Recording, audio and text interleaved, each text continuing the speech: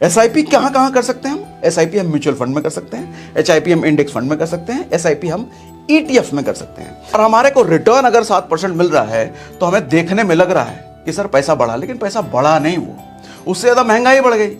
हर जगह पैसा डालना इन्वेस्टमेंट नहीं है। कई जगह तो पैसा डूब जाता है, बर्बाद हो जाता है, और कई जगह आपका पैसा बढ़ता नहीं है। बात समय की नहीं है, बात समझ की है। अरे हमारे पास तो टाइम ही नहीं है, और 10,000 रुपये महीना कमा रहे, तुम्हारे पास टाइम नहीं है। वो आदमी हजारों करोड़ में खेल रहा है, फिर भी और बढ़ाई जा रहा है बिजनेस को।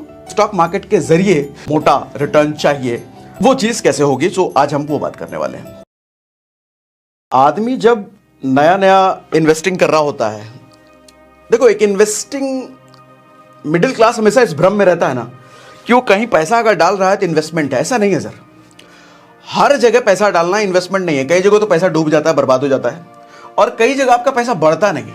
जैसे एफडी ले लो सर, ये इन्वेस्टमेंट नहीं है। एफडी एक सेविंग स्कीम होता है। कई सारे सेविंग स्कीम अलग से चलते हैं, जैसे एलआईसी, एचडीएफसी, बहुत सारे सेविंग स्कीम चलाती है इंश्योरेंस के साथ साथ। पीपीएफ हो गया, आरडी हो गया, रिकरिंग डिपॉजिट। हमें लगता है कि ये इन्वेस्टमेंट है। सर आज एक भ्रम तोड़ देता हूं, ये कतई इन्वेस्टमेंट नहीं है, ये सिर्फ एक सेविंग स्कीम है। सेविंग स्कीम को एफडी में कैसे कह रहा हूं? एफडी का कितना एनुअल रिटर्न है? 7%। इन्फ्लेशन देखा है आपने? सर इन्फ्लेशन जरा गूगल पर सर्च करो, इन्फ्लेशन कितना है। इन्फ्लेशन 7% से ऊपर बढ़ चुका है। और अगर फ्यूल रेंज में जाओगे ना, पेट्रोल डीजल वगैरह में, सर 50% से ऊपर इन्फ्लेशन है। मेडिकल एक्सपेंसेस में अगर जाओगे ना सर, 14% से ज्यादा इन्फ्लेशन है, मतलब महंगाई। इसका मतलब आज जो दवाई में खर्चा अगर 1 लाख रुपए हो रहा है, सर अगले साल उतनी ही दवाई का खर्चा, उतने ही मेडिकल एक्सपेंसेस 1,14,000, 1,15,000 के हो जाएंगे। तो इन्फ्लेशन तो भैया 7% से कहीं ऊपर जा रहा है, और हमारे को रिटर्न अगर 7% मिल रहा है तो हमें देखने में लग रहा है कि सर पैसा बढ़ा, लेकिन पैसा बढ़ा नहीं, वो उससे ज्यादा महंगाई बढ़ गई। आप उतना ही सामान खरीदने के लिए ज्यादा पैसा पे कर रहे, आपका पैसा कुछ मिला नहीं ना आपको। तो इसीलिए मैं कहता हूं कि एफडी, आरडी या सेविंग स्कीम्स, पीपीएफ, ये सब इन्वेस्टमेंट नहीं है, ये सब सेविंग स्कीम है जो सिर्फ आपका पैसा बचाने के काम आती है। और मैं तो बचाना भी नहीं कहूंगा, कूड़ा करने के काम आती है, आपका पैसा बर्बाद करने के काम आती है ये। अच्छा, तो फिर दुनिया भर के लोग बेवकूफ हैं क्या? एफडी आरडी करते रहते हैं, एलआईसी में पैसे डालते हैं, एचडीएफसी के सेविंग स्कीम में डालते हैं। सर जानकारी की कमी है, मैं ये कहूंगा, सही जानकारी नहीं है। और जानकार, अच्छा मेरे जैसा आदमी भी एफडी करता है, लेकिन पर्पस अलग होता है। एफडी का पर्पस होता है कि मुझे 1 साल 2 साल बाद कुछ पैसे चाहिए, हाँ, तो मैं उसको सेविंग अकाउंट में रखने से अच्छा एफडी में डाल देता हूं। 2 साल बाद मुझे चाहिए। अब 2 साल बाद अगर मुझे पैसे चाहिए तो मैं एसआईपी में नहीं डालूंगा, कहीं उसमें नहीं जाऊंगा मैं म्यूचुअल फंड, इंडेक्स फंड वगैरह में, क्योंकि लिक्विडिटी मतलब अप डाउन ज्यादा है ना, उसमें फ्लक्चुएशन ज्यादा है ना। तो फ्लक्चुएशन ज्यादा होने की वजह से लॉन्ग टर्म प्लान करूंगा उसमें मैं, क्योंकि लॉन्ग टर्म में मेरे को बेनिफिट पक्का मिलना है और मोटा बेनिफिट मिलना है। लेकिन शॉर्ट टर्म में मेरे को पैसा चाहिए, 1 साल बाद चाहिए, 2 साल बाद चाहिए, 3 साल बाद चाहिए, वहां मैं एफडी प्रेफर कर लूंगा, वहां मैं कोई सेविंग स्कीम प्रेफर कर लूंगा। लेकिन लोग बेवकूफी ये करते हैं कि 5 साल 10 साल 15 साल, अरे लोग एलआईसी प्लान करते हैं। एलआईसी मतलब, फिर से बुरा मत मानना, मेरे इंश्योरेंस की बात नहीं कर रहा मैं, इंश्योरेंस अलग चीज है, मैं एलआईसी के सेविंग स्कीम की बात कर रहा हूं।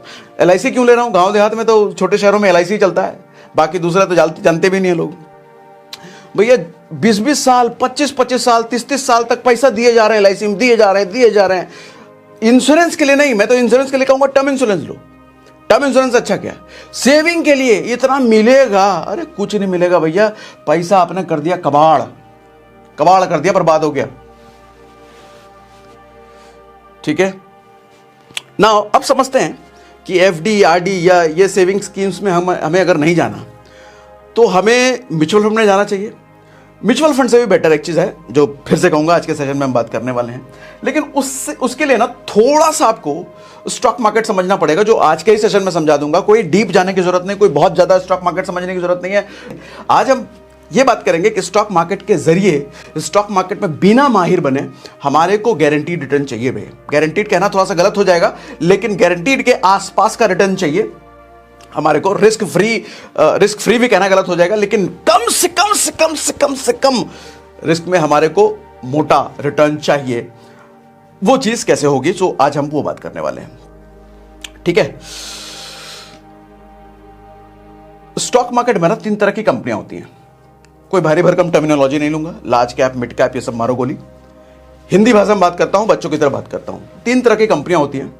एक बहुत बड़ी कंपनियां होती हैं जैसे रिलायंस, टाटा, HDFC, बजाज, LIC, ये सब बड़ी बड़ी कंपनियां, बहुत बड़ी कंपनियां हैं। दूसरी एक मीडियम रेंज की कंपनियां होती हैं। तीसरी एक छोटी रेंज की कंपनियां होती हैं। आप बहुत बड़ी कंपनी को समझ लो कि भैया हमारे देश में मंत्री होते हैं ना, एकदम डायरेक्ट PM से एसोसिएटेड, पूरा देश जानता है उनको।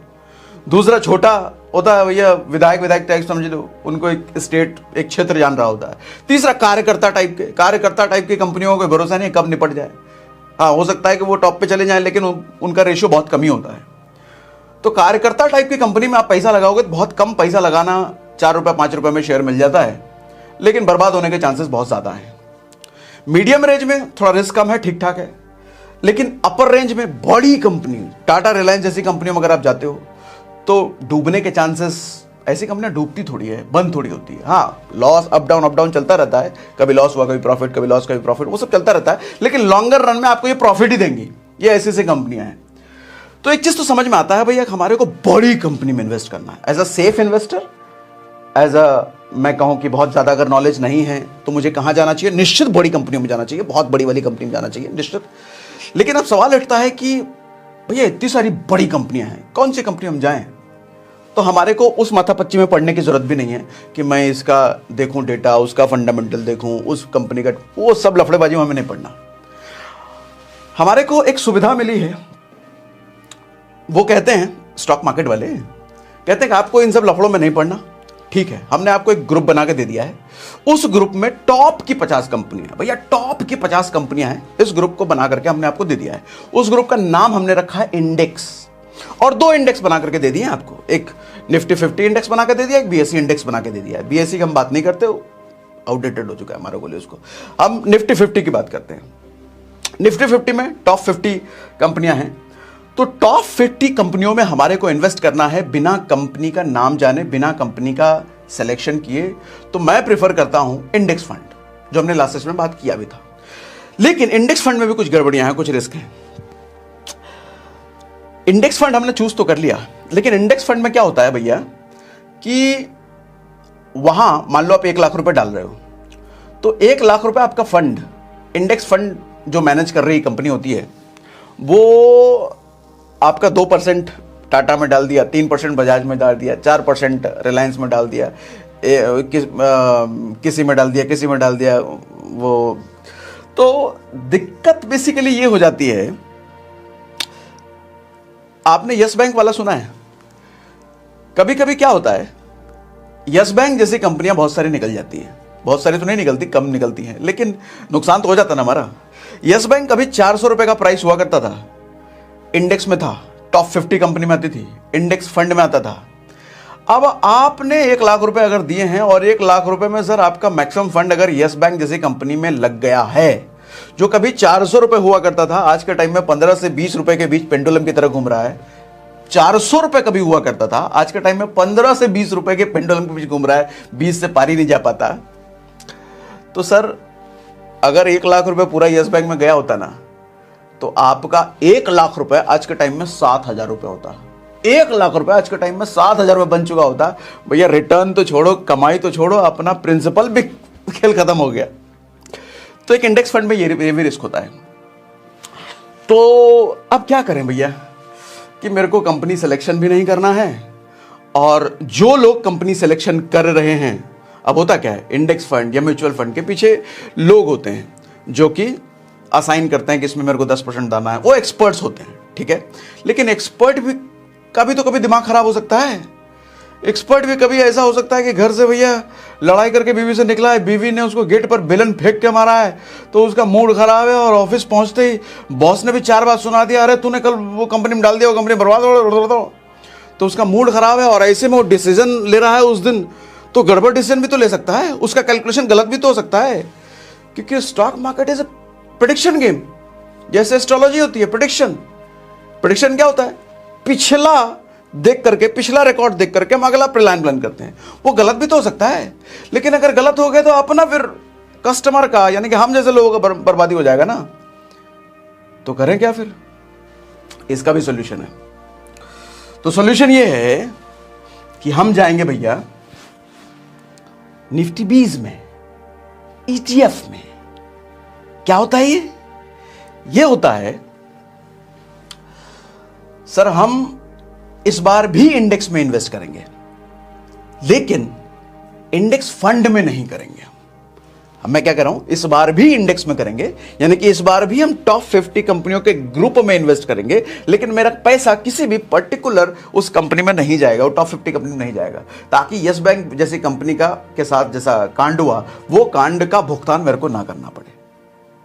समझाता हूं, होता क्या है, ईटीएफ एक ऐसी चीज है ईटीएफ सभी एक्सचेंजेस का मिल जाता है, गोल्ड का भी मिल जाता है। हम निफ्टी 50 की बात करते हैं। एक ईटीएफ है निपॉन निफ्टी 20। मैं अपना ये कहूं कि 50% कैपिटल मैंने निपॉन निफ्टी 50 में ही डाल रखा है, बट मैंने ऐसा कर रखा है, जरूरी नहीं कि आप भी ऐसा करो, आप कुछ भी चूज कर सकते हो। मेरा काम एजुकेट करना है, बताना है, सिखाना है, तो मैं आपको सिखाता हूं। होता क्या है कि कल को उस इंडेक्स में से टॉप 50 कंपनियों में से कोई अगर यस बैंक जैसी कंपनी निकलती है ना, तो कंज्यूमर का लॉस नहीं होने वाला, अपना लॉस नहीं होने वाला। एक कंपनी अगर निकलती है तो कोई और कंपनी ऐड तो होगी इंडेक्स में, यानी कि निफ्टी 50 में 50 कंपनी तो उसको रखनी है।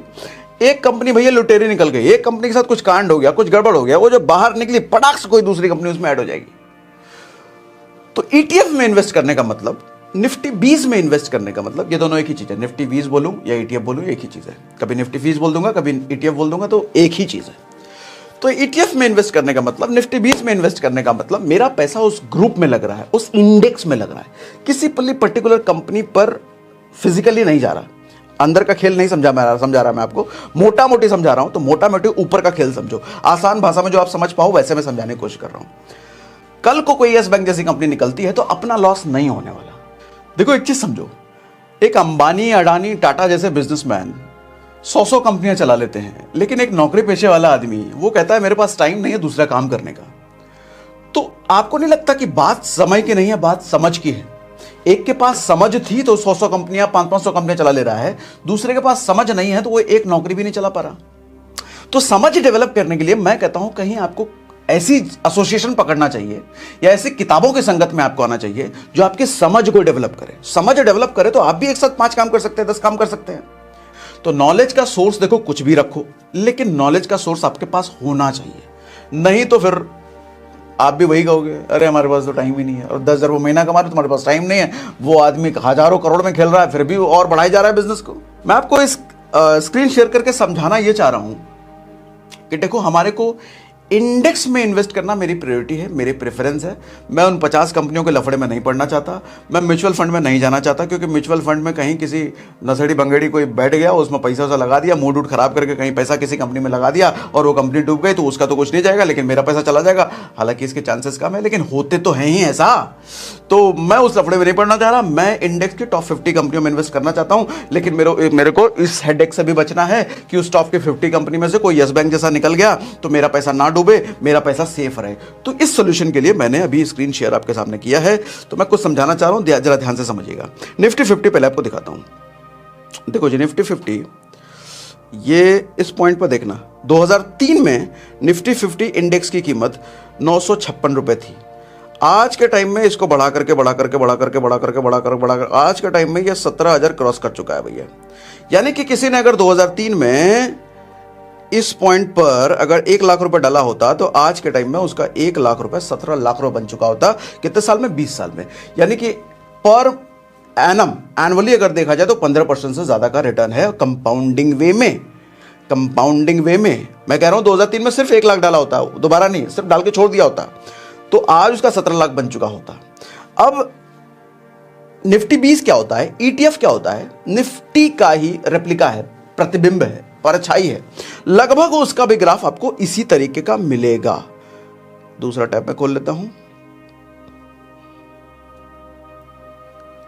ये देखो निफ्टी 20,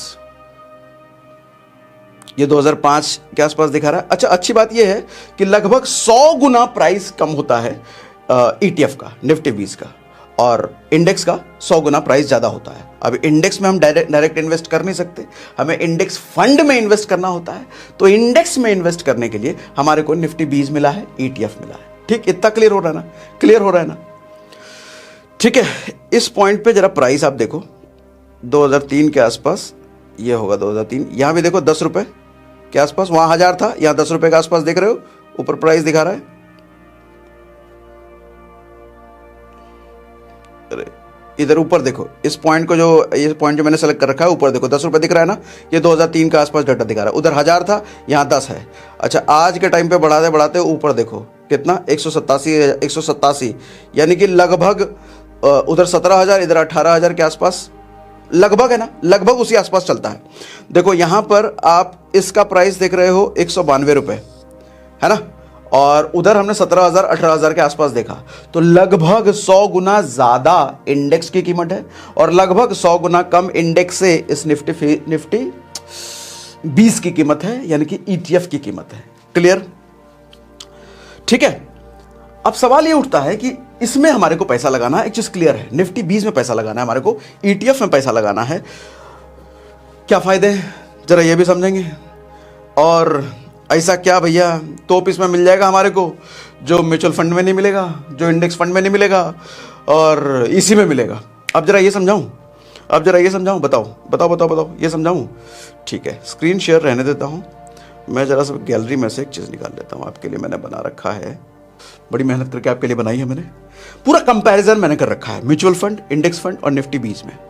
सबसे पहला देखो एक्सपेंस रेशियो बता रखा है मैंने कि साल में एक बार आपको लगेगा।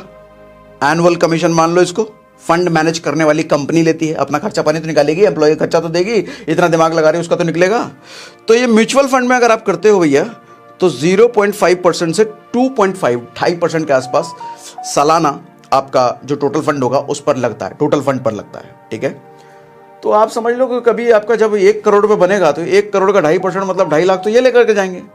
2 करोड़ बनेगा तो 2 करोड़ का 5 लाख तो ये लेकर के जाएंगे। और एनुअल, उससे पहले 80 लाख बना होगा तो 80 लाख पे 2.5%, उससे पहले 70 लाख होगा तो 70 पे एनुअल भी लगेगा ना भैया। 0.5 से लेकर के 2.5% डिपेंड अपॉन अलग अलग म्यूचुअल फंड कंपनी। ठीक है, अब आप कहोगे अलग अलग म्यूचुअल फंड कौन से में कितना लगेगा, उस नफड़े से मैं निकाल ही दूंगा आपको, टेंशन नहीं, रुको पूरा समझाने दो मुझे, उस लफड़े से मैं निकाल दूंगा, आपको कंपेयर करने की जरूरत ही नहीं है। इंडेक्स फंड में कितना लगता है 0.2 या फिर उससे कम, उससे भी कम 0.2 के आसपास इंडेक्स फंड में हमारे को एक्सपेंस रेशियो लगता है। निफ्टी 20 में एक्सपेंस रेशियो कितना लगता है भैया 0.05%, 0.05%, ऑलमोस्ट ना के बराबर, ना तो नहीं कह सकते लेकिन ऑलमोस्ट ना के बराबर, बहुत ही कम। अच्छा, एग्जिट लोड एक चीज होता है, एग्जिट लोड क्या होता है, जब आप विड्रॉ कर रहे हो अपना पैसा SIP से, उस म्यूचुअल फंड से या उस इंडेक्स फंड से, तो आपको एक एग्जिट लोड के नाम पे कुछ चार्ज लगते हैं। ये एग्जिट लोड के नाम पे चार्ज आपका लगता है 1% लगेगा भैया, ये भी टोटल फंड के आसपास, ये टोटल फंड पे ही होता है। 1% के आसपास म्यूचुअल फंड अगर विड्रॉ कर रहे हो, खत्म कर रहे हो अपना SIP, तो आपको यहां देना पड़ेगा। इंडेक्स फंड में ये बिल्कुल नहीं होता, ये नहीं लगने वाला। यानी कि 1 करोड़ रुपए आपका बना है तो 1 करोड़ का 1 लाख रुपए के आसपास ये म्यूचुअल फंड वाली कंपनी ले लेगी। इंडेक्स फंड में अगर आपका बना है तो इंडेक्स फंड वाला कुछ नहीं लेगा, और निफ्टी 20 में भी कुछ नहीं लगने वाला है। ठीक है, टैक्स की बात करें, टैक्स तो भैया गवर्नमेंट का है। टैक्स का देखो यहां पे मैंने लिख रखा है 15% आपको टैक्स लगता है गवर्नमेंट का। अच्छा, प्रॉफिट पे, टोटल फंड पे नहीं, प्रॉफिट पर। प्रॉफिट मतलब 1000 रुपये आपने डाला है, 100 रुपये प्रॉफिट कमाया, तो 100 रुपये का 15% आपको लगेगा अगर 1 साल के अंदर विड्रॉ कर रहे हो, 1 साल के अंदर अपना SIP बंद कर रहे हो आप तो। अच्छा, 10% लगेगा अगर 1 साल के बाद आप कर रहे हो तो। ठीक है, ये तीनों में से है, सेम है, क्योंकि गवर्नमेंट का लॉ है ना, तो गवर्नमेंट का लॉ है तो तीनों में सेम है। ब्रोकरेज की बात करें तो म्यूचुअल फंड में इन्वेस्ट करोगे तो भैया ब्रोकरेज लगेगा आपको। ब्रोकरेज क्या होता है, जो ब्रोकर होता है वो लेगा। जैसे ब्रोकर कौन होता है, एप्स, जैसे हम एंजल वन की बात कर रहे हैं तो एंजल वन एक ब्रोकर है, कई सारे ऐप्स हैं, हर ऐप ब्रोकर है। आप स्टॉक मार्केट में देखो डायरेक्ट नहीं घुस सकते, सब्जी भाजी की दुकान नहीं है, गए और 1 किलो भैया बैंगन दे दो, 2 किलो आलू दे दो, ऐसा नहीं होने वाला। आपको किसी ना किसी ब्रोकर के जरिए ही जाना पड़ता है। तो ये जितने ऐप आप यूज करते हो ये सब ऐप ब्रोकर हैं और अपना कमीशन लेते हैं अगर आप म्यूचुअल फंड में इन्वेस्ट करते हो तो। ठीक है, इंडेक्स फंड में करोगे तो भी लेंगे ये, ETF में करोगे तो नहीं लेंगे ये। मालूम क्यों? क्योंकि ETF एक तरह का शेयर, इक्विटी यूज नहीं करूंगा, आपको इक्विटी क्या, चलो वो भी नहीं बात करेंगे। एक तरह का शेयर होता है, एक तरह का स्टॉक की तरह इसको ट्रीट करते हैं। तो किसी भी स्टॉक को खरीदने बेचने में ब्रोकरेज नहीं लगता है। ज्यादातर ब्रोकर ऐसे ही करते हैं, कुछ ब्रोकर लेते होंगे तो उनकी अपनी मर्जी, लेकिन ज्यादातर ब्रोकर नहीं लेते हैं। ठीक है, जैसे हम एंजल की बात कर रहे हैं तो एंजल में नहीं लगता है। अच्छा, एक चीज समझो और, प्रोबेबिलिटी ऑफ प्रिंसिपल लूज, आपका पैसा खत्म होने का चांस है क्या? जैसे यस बैंक था, यस बैंक में तो पैसा खत्म ही नहीं हो गया ना, 1 लाख डाला होगा तो आज के टाइम पे 7,000 रुपये होता, तो पैसा तो खत्म ही हो गया। म्यूचुअल फंड में प्रोबेबिलिटी है पैसा खत्म करने की, हाँ भैया पैसा खत्म हो सकता है आपका, क्योंकि जिस कंपनी में लगा है उस कंपनी का उस टाइम तो बोलबाला था, लेकिन बाद के टाइम पे कुछ गड़बड़ हो गया तो नुकसान किसका? उस म्यूचुअल फंड वाली कंपनी का तो कुछ जाएगा नहीं, आपका हमारा जाएगा। तो प्रोबेबिलिटी है क्या पैसा खत्म होने का? हालांकि ये बहुत कम होता है, 1000 में कोई एक या फिर 10,000 में कोई एक ऐसा केस आए पैसा खत्म होने का, लेकिन प्रोबेबिलिटी तो है। और वो 1% क्या हम ही और आप निकल गए तो हमारी जिंदगी तो एक ही है भैया, हमारा तो पैसा एक ही है, तो हम तो बर्बाद हो जाएंगे। लेकिन इसीलिए कह रहा हूं प्रोबेबिलिटी है क्या? हाँ, प्रोबेबिलिटी मतलब संभावना है क्या? हाँ है। इंडेक्स फंड में भी है क्या? हाँ, इंडेक्स फंड में भी है। यस बैंक तो इंडेक्स में ही था, टॉप 50 में ही था।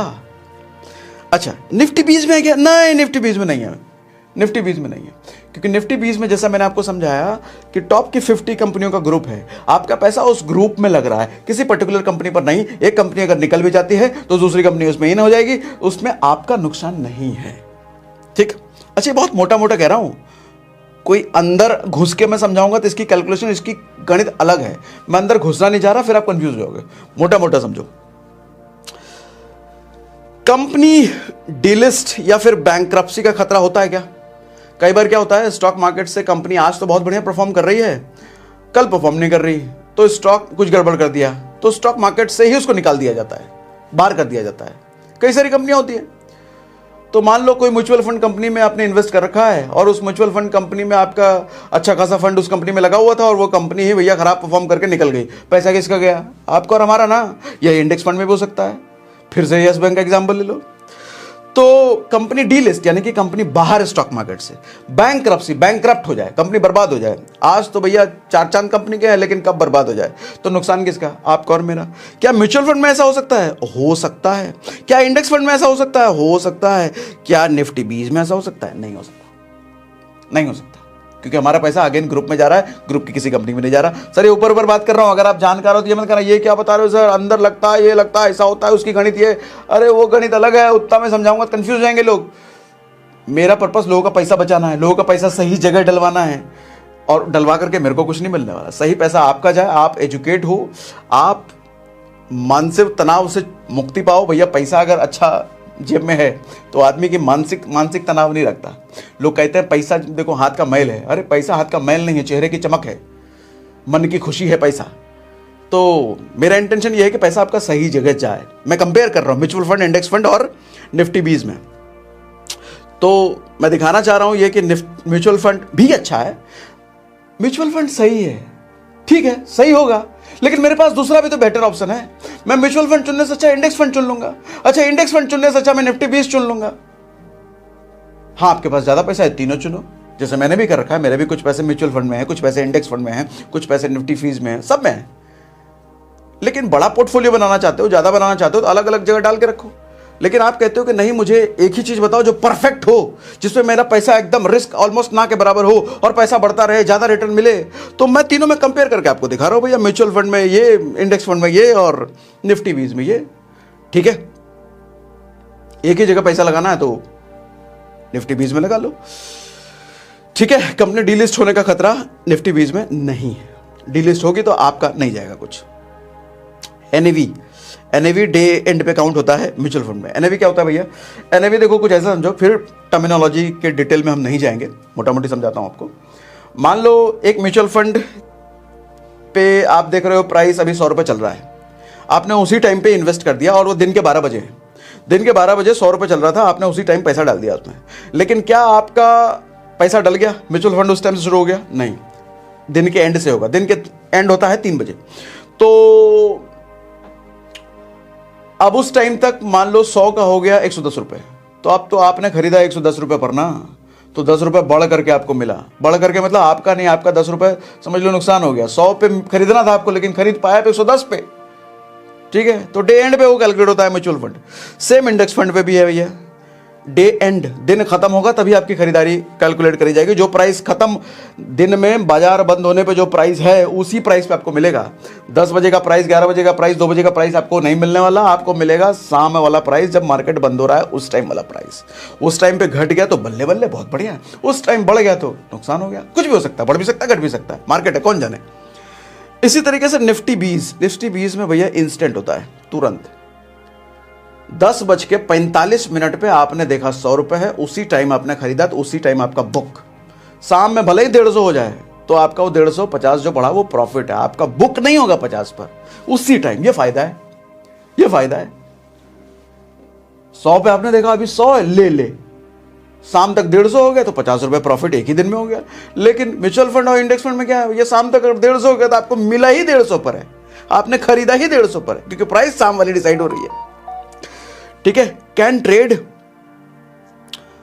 म्यूचुअल फंड में आप ट्रेड नहीं कर सकते। ट्रेड का मतलब अभी डाला 2 घंटे बाद निकाल लिया, अभी डाला 2 दिन बाद निकाल लिया, अभी डाला 1 हफ्ते बाद निकाल लिया, उसमें फिर लॉस करके बैठोगे।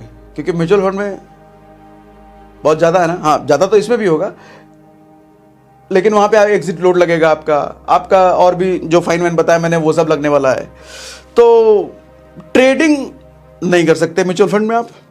इंडेक्स फंड में भी ट्रेडिंग नहीं कर सकते आप यहां पे, और उसको ट्रेडिंग कहेंगे भी नहीं, उसको पैसा कहोगे। यहां पर आप प्रॉपर ट्रेडिंग कर सकते हो।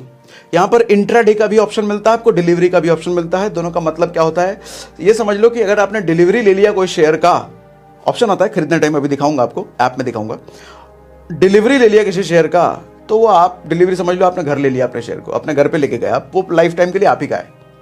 इंट्राडे पे अगर आपने कोई शेयर खरीदा तो आपको सिर्फ 1 दिन के लिए मिला है, तो आपने इंट्राडे पर सस्ता पड़ता है। इंट्राडे पर आपने ETF खरीदा, निफ्टी 20 खरीदा, शाम तक लेकिन बेचना पड़ेगा आपको।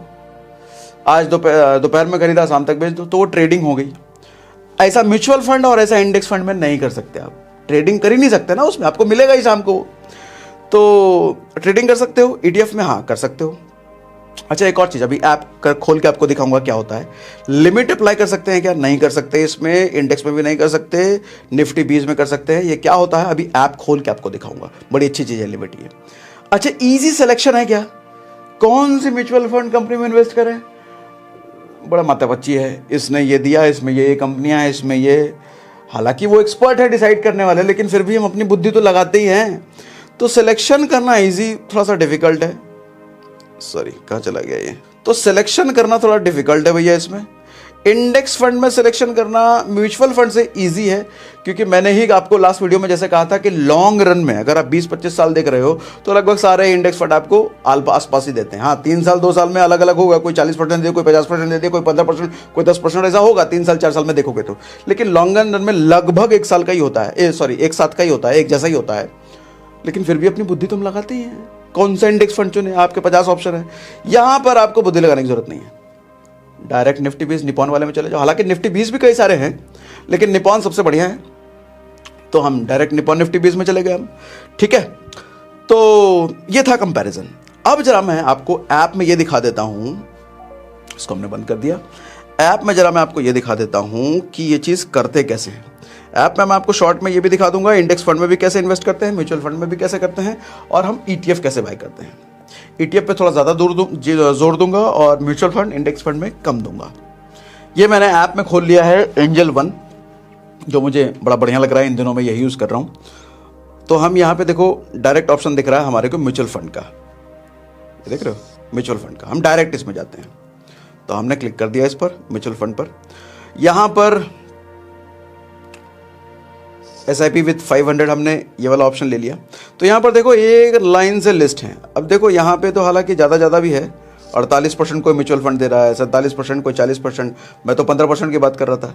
ये 3 साल का रिटर्न है, ये देखो 3 साल का, तो फ्लक्चुएट भी होता है ना, लंबे समय में ये घटेगा, लंबे समय में वही 15-16% के आसपास आएगा। कई बार तो जैसा मैंने बताया कि रिस्क है भैया, कोई डीलिस्ट हो गया, कोई खराब परफॉर्मिंग कंपनी है तो 15 से भी घट के कहीं 10 पे आ गया, कहीं 6 पे आ गया, तो वो रिस्क भी है। थोड़ा अंदर घुस के आपको दिखा देता हूं। मान लो ये वाला मैंने खोला,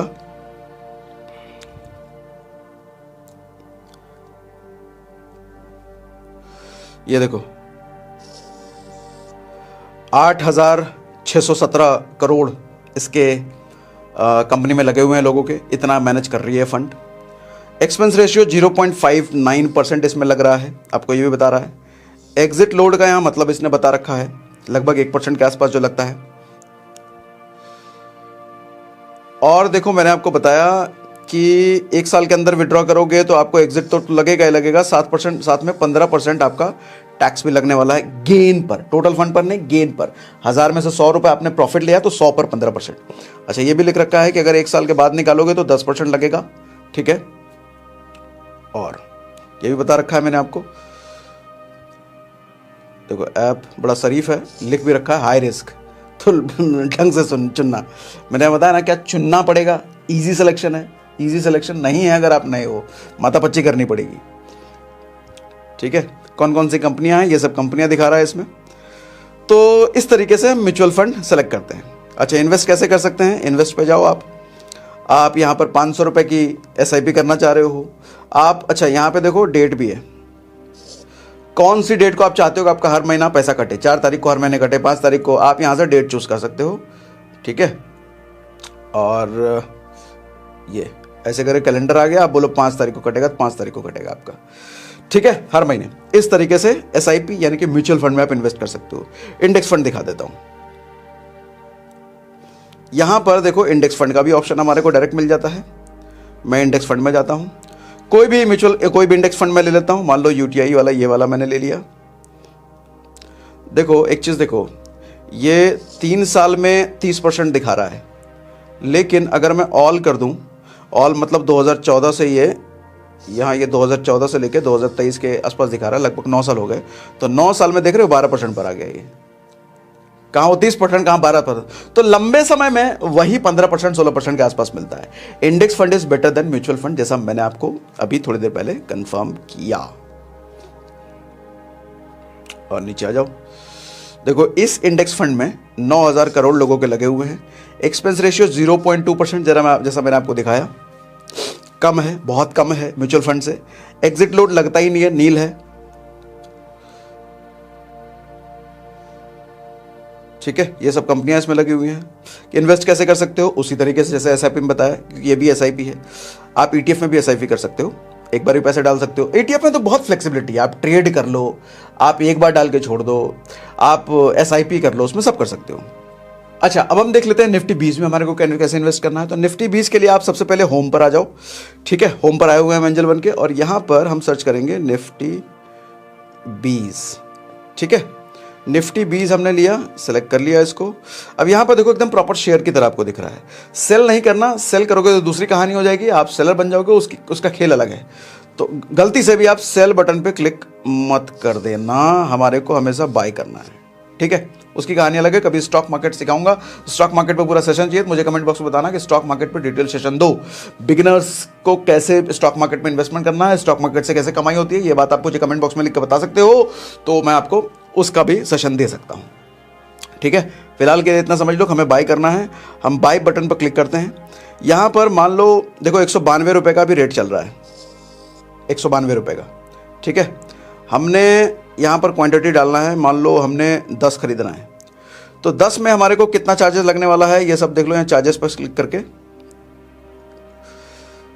1900 के आसपास का लगभग हमारे को ये लगेगा, ब्रोकरेज ये लगेगा, एक्सटर्नल चार्जेस ये लगेगा, अच्छा ये लगेगा। अच्छा, ये ब्रोकरेज अलग है, वो जो इक्विटी ब्रोकरेज मैंने बताया था शेयर बाय करने पे, वो नहीं लग रहा, ये ब्रोकरेज अलग है, ठीक है। तो ये अपना ऐप जो बना रहे हैं इसका तो थोड़ा बहुत लेंगे ही, ठीक है। तो टोटल एक्स्ट्रा चार्जेस आपको 5 रुपये 81 पैसे के आसपास लग रहा है। और आप चाहो तो ये क्वांटिटी बढ़ा भी सकते हो, आप बोलते हो नहीं भैया 10 से काम नहीं चलेगा, मुझे 100 करना है, तो चार्जेस आप देखो 100 के हिसाब से कितना लगेगा। 100 के हिसाब से आपको 19,000 लगना है, और ये बाकी छोटे मोटे चार्जेस आप लोग लगने हैं, 24 रुपये एक्स्ट्रा लग रहा है, ठीक है। इसी तरीके से आप जितना मर्जी चाहो, आप अभी 100 क्वांटिटी खरीद लो, 2 घंटे बाद 200 खरीद लो, उसके अगले घंटे बाद बेच दो, उसके अगले घंटे बाद फिर खरीद लो, जब मर्जी जो मर्जी आपकी खरीदना है। म्यूचुअल फंड में ऐसा नहीं होता, इंडेक्स फंड में ऐसा नहीं होता। खरीदना बेचना दोनों दिन के खत्म होने के प्राइस पर डिपेंड करता है, इसमें ऐसा नहीं है। इसमें मिनट बाय मिनट खरीद लो, मिनट बाय मिनट आप बेच लो, आपकी मर्जी, पूरी फ्रीडम। लिमिट क्या होता है आप क्या समझो, देखो यहाँ पर लिमिट का ऑप्शन है, और दूसरा मार्केट का भी ऑप्शन है। एक लिमिट का ऑप्शन है, एक मार्केट का ऑप्शन है। पहले मार्केट समझाता हूँ, मार्केट क्या होता है। अगर मैंने मार्केट सेलेक्ट कर लिया, अब देखो ये प्राइस डिसेबल हो गया, इसको मैं एडिट नहीं कर सकता। मार्केट कहने का मतलब अभी मार्केट में क्या रेट चल रहा है। 192 का चल रहा है तो 192 पर ही खरीदूंगा मैं। 193 का चल रहा है, 193 का मिलेगा। 200 का चल रहा है, 200 पर ही मिलेगा। लेकिन अगर मैंने लिमिट सेलेक्ट कर लिया तो लिमिट सेलेक्ट करने का मतलब मैं इसको एडिट कर सकता हूं। मैं इसको कह सकता हूं कि भैया 150 पर जब आए और मैं यहां पर बाय बटन पर क्लिक कर दूंगा तो ये मेरा ऑर्डर लग गया।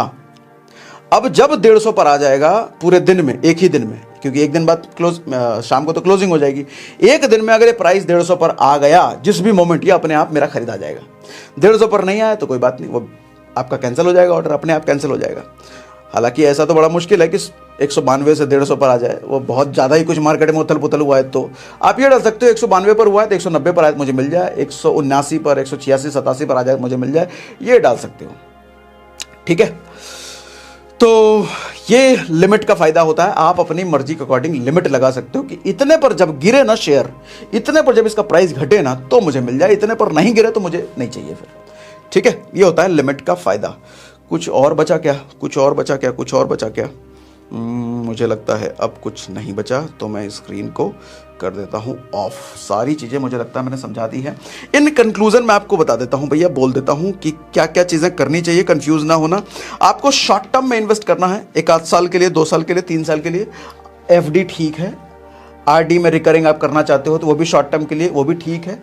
कोई इन्वेस्टमेंट स्कीम LIC, HDFC किसी में जाना चाहते हो तो शॉर्ट टर्म के लिए वो ठीक है, लेकिन उसको आप इन्वेस्टमेंट मत मानना। आपको रिटर्न में बड़ा पैसा नहीं मिलने वाला, सिर्फ सेविंग है, वो पैसा आपका बच रहा है। और लंबे समय के लिए आपने गलती से कर दिया तो आपका बचेगा भी नहीं, खत्म हो जाएगा, क्योंकि इन्फ्लेशन वो खा जाएगा। तो लंबे समय के लिए चीज़ें नहीं है बिल्कुल भी। ठीक है, मेरी राय में, आपकी राय अलग हो सकती है, आपको सिखाने वाले अलग हो सकते हैं, तो वो अलग बात है। मेरी राय में लंबे समय के लिए अगर आपको पैसा अपना कंपाउंड करना है, कंपाउंडिंग का फायदा लेना है, तो उसके लिए SIP ही है। SIP कहाँ कहाँ कर सकते हैं हम? SIP हम म्यूचुअल फंड में कर सकते हैं, HIP हम इंडेक्स फंड में कर सकते हैं, SIP हम ETF में कर सकते हैं। अच्छा, ETF में जैसे आप SIP वाला ऑप्शन जो मैंने आपको दिखाया ना, वहां पर आप निफ्टी 20 में सर्च करोगे ना, निपॉन का आपको वहां पे ऑप्शन आ जाएगा। आप SIP भी उसी तरीके से कर सकते हो, हर महीने कटता रहे। तो म्यूचुअल फंड से बेटर, जैसा मैंने बताया, इंडेक्स फंड है। इंडेक्स फंड से बेटर निफ्टी 20 है। अच्छा, ये सब ना जो बेटर मैं कह रहा हूं, मैं रिस्क कम है उसके बेस पे कह रहा हूं। इधर उधर के कमीशन, इधर उधर के फालतू लफड़े के फाइन ना के बराबर लगते हैं निफ्टी 20 में, उसके बेस पे कह रहा हूं।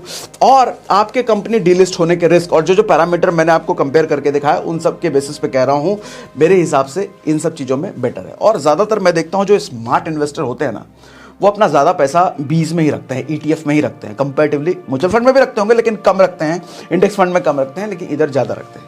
फ्लेक्सिबिलिटी है और बहुत सारी चीज़ें हैं जो मैंने आपको बताई। ठीक है, SIP is most powerful tool. SIP अगर नहीं करा है तो ज़रूर करो। लंबे समय में आपको SIP हमेशा फ़ायदा देती है, लेकिन हाँ, SIP कहाँ करना है ये ज़रूर देख लेना। और वंस अगेन अपनी नॉलेज पे काम करो भैया। ये सब चीज़ें अगर नहीं पता है तो आपको पता होनी चाहिए। इसके अलावा भी पैसे से रिलेटेड बहुत कुछ है। अपनी समझ को बड़ा करो, अपनी सूझबूझ को बड़ा करो,